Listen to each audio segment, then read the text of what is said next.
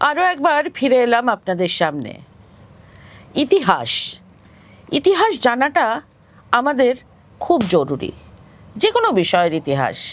কারণ ইতিহাস আমাদেরকে কোথাও গিয়ে একটা সংযোগ তৈরি করায় ভবিষ্যতের সঙ্গে, বর্তমানের সঙ্গে।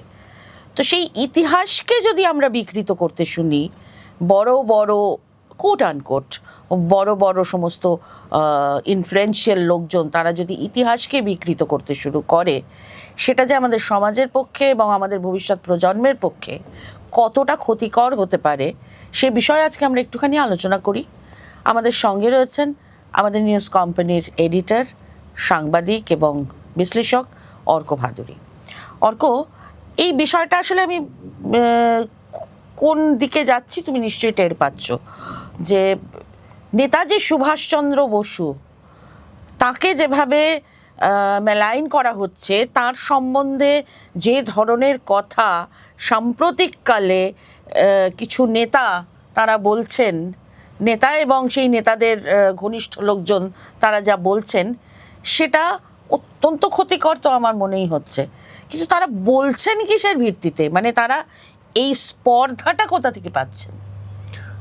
বাঙালি হিসেবে আমাদের লজ্জা হওয়ার কথা যে স্বাধীনতার প্রায় 8 দশক পরেও শুধু বাংলা নয়, গোটা ভারতবর্ষের স্বাধীনতা আন্দোলনের শ্রেষ্ঠ সন্তানদের একজন নেতাজি সুভাষচন্দ্র বসু, তাকে কিছু রাজনৈতিক নেতা কার্যত অপমান করছেন।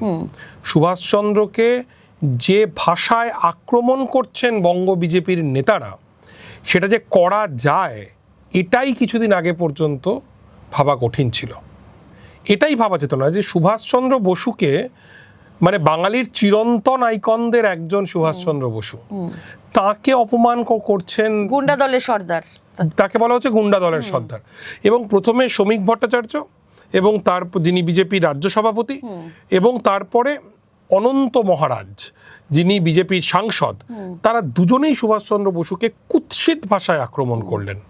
মানে একজন বাঙালি হয়ে সুভাষচন্দ্রকে ওরা যেভাবে আক্রমণ করছেন, মানে জিভ খসে পড়ার কথা, কিন্তু জিভ আসলে খসে পড়ছে না। মহারাজ নামক ওই ব্যক্তিটি তিনি ঠিক কি বলেছেন? তিনি যেটা বলেছেন সেটাকে এক কথায় বললে তিনি সুভাষচন্দ্রকে বাপ তুলে আক্রমণ করেছেন। একদম মেঠো ভাষায় বলে বাপ তুলে আক্রমণ করেছেন। তিনি বলেছেন যে নেতাজির বাপের তাকত ছিল নাকি আজাদ হিন্দ ফৌজ তৈরি করার? ওরা সব ব্রিটিশের সৈন্য, জার্মানরা বন্দি করে নিয়ে গিয়েছিল, তারা নেতাজিকে দেয়। নেতাজি সেই আজাদ হিন্দ ফৌজের অপব্যবহার করেছেন। প্রথম কথা হচ্ছে, দেখো, এই যে অনন্ত মহারাজের এই কথাটা, নেতাজির বাপের তাকত ছিল নাকি আজাদ হিন্দ ফৌজ তৈরি করার, এটার এই কথার উত্তর দিতেই ঘৃণাবোধ হয়। মানে এরকম কথা একজন বলতে পারেন, সেটা নিয়ে ঘৃণাবোধ হয়। প্রথম কথা হচ্ছে, হ্যাঁ, নেতাজির বাপের তাকত ছিল কিনা জানি না, কিন্তু নেতাজির সেই তাকত ছিল, সুভাষচন্দ্র বসুর সেই ক্ষমতা ছিল। সুভাষচন্দ্র বসু ব্রিটিশ পুলিশের চোখে ধুলো দিয়ে তিনি এই এলগিন রোডের বাড়ি থেকে তিনি পালিয়ে গেলেন, তার সেই ক্ষমতা ছিল। তিনি সাভারকারের মতো মুচলেকা দেননি ব্রিটিশের কাছে। তিনি ব্রিটিশ পুলিশের চোখে ধুলো দিয়ে ব্রিটিশ সাম্রাজ্যবাদের মুখে ঝামা ঘষে নজরবন্দি ছিলেন, তিনি পালিয়ে, এবং অকল্পনীয় সেই জার্নি, ফগদরাম তলোয়ারের সাহায্য নিয়ে তিনি পায়ে হেঁটে তিনি সোভিয়েত ইউনিয়নে যান, এবং তারপরে একদম জীবন বিপন্ন করে তিনি জার্মানিতে ঢোকেন, এবং জার্মানিতে তিনি স্বাধীনতা সংগ্রামের কাজ পরিচালনা করেন। এবং তারপর দ্বিতীয় বিশ্বযুদ্ধের সবচেয়ে থ্রিলিং, সবচেয়ে রোমাঞ্চকর অভিযানগুলোর একটা, ওই জার্মানি থেকে সাবমেরিন যোগে নেতাজি সুভাষচন্দ্র বসু তিনি জাপানে এসে পৌঁছন। এবার সেখানে আরও এক নক্ষত্র রাসবিহারী বসুর সঙ্গে তার মিলন হয়, এবং তারপরে সেখানে আজাদ হিন্দ ফৌজ গড়ে ওঠে। হ্যাঁ, একথা ঠিক যে জার্মানি এবং জাপানের হাতে, অক্ষশক্তির হাতে বন্দি সৈন্যদেরকে নিয়েই, ভারতীয় সৈন্যদেরকে নিয়েই আজাদ হিন্দ ফৌজ গড়ে ওঠে। কিন্তু তাদের মনে দেশপ্রেমের আগুন যিনি জ্বালিয়েছিলেন, তার নাম সুভাষচন্দ্র বসু। সুভাষচন্দ্র বসুর এক কথায় প্রবাসী ভারতীয়রা তাদের সর্বস্ব, জমি বাড়ির দলিল থেকে শুরু করে মেয়েরা গায়ের গয়না থেকে শুরু করে সব কিছু সুভাষ বসুর হাতে তুলে দিয়েছেন, এভরিথিং। এমনও নিদর্শন ছিল প্রবাসী ভারতীয়দের কাছে সুভাষ যখন উদাত্ত আহ্বান জানাচ্ছেন যে তোমরা এসো আজাদ হিন্দ ফৌজে যোগ দাও, তোমাদের যা আছে তাই দাও। একজন মানুষ প্রথমে নিজে নাম লেখালেন আজাদ হিন্দ ফৌজে, তারপর তার স্ত্রী এগিয়ে এলেন, তিনি সুভাষ বসুকে বললেন যে আমি ঝাঁসির রানী বাহিনীতে যোগ দেব। আর তারপরে তাদের দুটো ছোট ছোট বাচ্চা তারা যোগ দিল হচ্ছে ওই ছোটদের যে বাহিনী ছিল সেইখানে। গোটা পরিবার যখন যোগ দিল, তারপরে তারা বাড়ির দলিল এবং যাবতীয় ব্যাংকের কাগজপত্র তারা সুভাষ বসুর হাতে তুলে দিলেন। এটাই ছিল সুভাষচন্দ্র বসুর আবেদন। কাজেই এই যে অনন্ত মহারাজ বিজেপির নেতা, তিনি বলছেন না সুভাষচন্দ্রের বাপের তাকত ছিল না আজাদ হিন্দ ফৌজ তৈরি করার। হ্যাঁ, সুভাষচন্দ্রের ছিল। তিনি ব্রিটিশ সাম্রাজ্যবাদের শত্রু হতে পেরেছিলেন, প্রকৃত শত্রু হতে পেরেছিলেন, সেই ক্ষমতা তার ছিল। এবং শ্রমিক ভট্টাচার্য যে কথাটা বলেছেন, শ্রমিক ভট্টাচার্য কি বলেছেন? শ্রমিক ভট্টাচার্য বলেছেন শ্যামাপ্রসাদকে ফরওয়ার্ড ব্লকের গুন্ডারা তাকে পাথর ছুঁড়ে মেরেছিল। আমরা জানি যে ফরওয়ার্ড ব্লক কার দল ছিল। ফরওয়ার্ড ব্লক ছিল কংগ্রেসের মধ্যেকার আপোষকামী নেতৃত্বের উল্টো দিকে দাঁড়িয়ে কংগ্রেসের মধ্যেকার যে আপোষহীন ধারার, বিপ্লবী ধারার যে সমস্ত কর্মী, তাদেরকে এক ছাদের তলায় নিয়ে এসে তৎকালীন কংগ্রেসের প্রতিস্পর্ধী নেতা, বাংলার গর্ব, গোটা দেশের গর্ব সুভাষচন্দ্র বসু, তিনি ফরওয়ার্ড ব্লক তৈরি করেছিলেন। এই ফরওয়ার্ড ব্লককে ব্রিটিশরা ভয় পেত। ব্রিটিশ সরকারের অসংখ্য নথিতে রয়েছে যে সুভাষ বসুর লোকেরা হচ্ছে সবচাইতে বিপজ্জনক, সবচাইতে ডেঞ্জারাস, সেই ফরওয়ার্ড ব্লক। কাজে উনি যখন বলছেন যে ফরওয়ার্ড ব্লকের লোক গুন্ডারা, ফরওয়ার্ড ব্লকের নেতারা হচ্ছেন গুন্ডা, ফরওয়ার্ড ব্লকের কর্মীরা হচ্ছেন গুন্ডা, লীলা রায় হচ্ছেন গুন্ডা, তার মানে তিনি আসলে বলতে চাইছেন এই গুন্ডাদের দলনায়ক, গুন্ডাদের দলপতি যিনি ছিলেন, তার বাড়ি এলগিন রোডে, তার নাম সুভাষচন্দ্র বসু। শ্রমিক ভট্টাচার্য বলছেন। আচ্ছা, এরা কি ওই ক্ষুদিরাম বসু, বিনয় বাদল, দীনেশ এদেরকেও গুন্ডা বলেন? আমি জানি না, কিন্তু মানে টেকনিক্যালি তো তাহলে এদেরকেও বলা উচিত, যারা স্বাধীনতা আন্দোলন করেছেন, যারা বোমা ছুঁড়েছেন, তাদেরকেও তো গুন্ডা বলা উচিত। তো তারা কি বলেন? তারা ইতিহাস বিকৃত করছেন, এটা কি ধরনের দেশপ্রেম তারা দেখাচ্ছে? আমার মনে হয় আসলে সুভাষচন্দ্র বসুদের গুন্ডা না বলে বা সুভাষচন্দ্র বসুর বাপের তাকত ছিল কিনা এই কথাগুলো না বলে পলিটিক্যালি এবং হিস্টোরিক্যালি বিজেপির উপায় নেই। কারণ তারা শ্যামাপ্রসাদ মুখোপাধ্যায়ের দল। যেই শ্যামাপ্রসাদ মুখোপাধ্যায়ের কাছে ইউনিয়ন জ্যাকের সম্মান রক্ষা করাটা ছিল বড়, আর সুভাষচন্দ্র বসু চেয়েছিলেন ওই ইউনিয়ন জ্যাকটাকে টেনে নামাতে, ভুলুণ্ঠিত করতে এবং সেখানে স্বাধীন ভারতের ত্রিবর্ণ রঞ্জিত পতাকা তুলতে। কাজেই যে শ্যামাপ্রসাদ ইউনিয়ন জ্যাকের পক্ষে ছিলেন, সেই শ্যামাপ্রসাদের আজকের অনুগামীরা তারা যে সুভাষচন্দ্র বসুকে গালমন্দ করবেন, এটা ভীষণ স্বাভাবিক। হ্যাঁ, এ কথা ঠিক। সুভাষচন্দ্র বসুর সঙ্গে, সুভাষচন্দ্র বসুর প্রচুর রাজনৈতিক পদক্ষেপের সঙ্গে বিতর্ক হতেই পারে।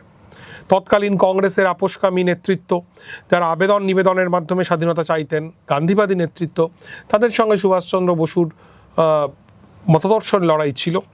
কমিউনিস্টদের সঙ্গে সুভাষচন্দ্র বসুর মতাদর্শের লড়াই ছিল, যদিও লেনিন এবং স্ট্যালিনের প্রতি, সোভিয়েত ইউনিয়নের প্রতি, যে সোভিয়েত ইউনিয়ন সুভাষচন্দ্রকে সরাসরি সাহায্য করতে পারেনি বিশ্বযুদ্ধ চলাকালীন, যে তাদের যে বাধ্যবাধকতার কারণে সুভাষচন্দ্র গভীর শ্রদ্ধা, গভীর অনুরাগ জ্ঞাপন করেছিলেন।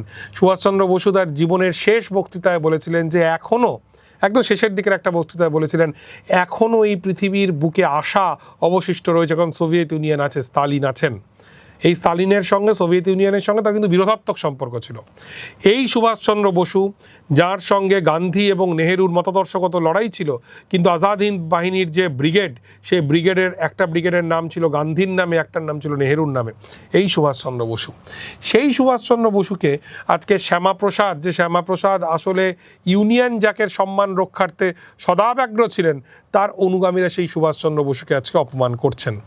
আমি এই আলোচনাটা যদি আমরা শেষের দিকে আসি, একটা কথা বলবো, আমরা আরও একটা কথা মনে হয় যে শ্যামাপ্রসাদকে, সুভাষচন্দ্র বসুকে গালিগালাজ না করলে শ্যামাপ্রসাদকে ডিফেন্ড করা যাবে না। এই কারণে তো সুভাষচন্দ্রকে অনন্ত মহারাজ, শ্রমিক ভট্টাচার্যরা গালি দিচ্ছেন বটেই।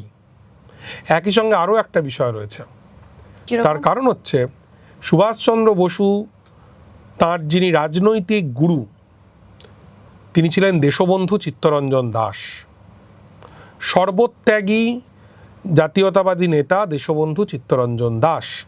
আমরা সকলেই জানি যে প্রেসিডেন্সি কলেজের উজ্জ্বল ছাত্র সুভাষচন্দ্র ওটেন সাহেবকে পিটিয়ে বহিষ্কৃত হলেন, তারপরে তিনি পাশ করলেন, তারপরে বাড়ির চাপে তিনি আইসিএস পরীক্ষা দিতে বিলেত গেলেন।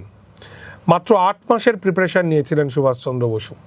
বছরের পর বছর, এখন যেটা যেমন আমাদের আইএস সেরকম তার চেয়ে অনেক কঠিন ছিল আইসিএস, ইন্ডিয়ান সিভিল সার্ভিস। বছরের পর বছর পরে লোকজন পাস করতো, সুভাষ বোস 8 মাস পরে চতুর্থ হয়েছিলেন সেই পরীক্ষায়।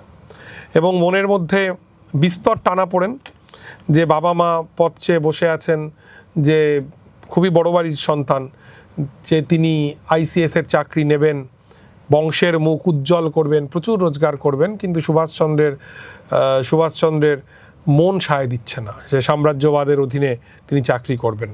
সুভাষচন্দ্র দেশে ফিরে এলেন, চাকরি করলেন না।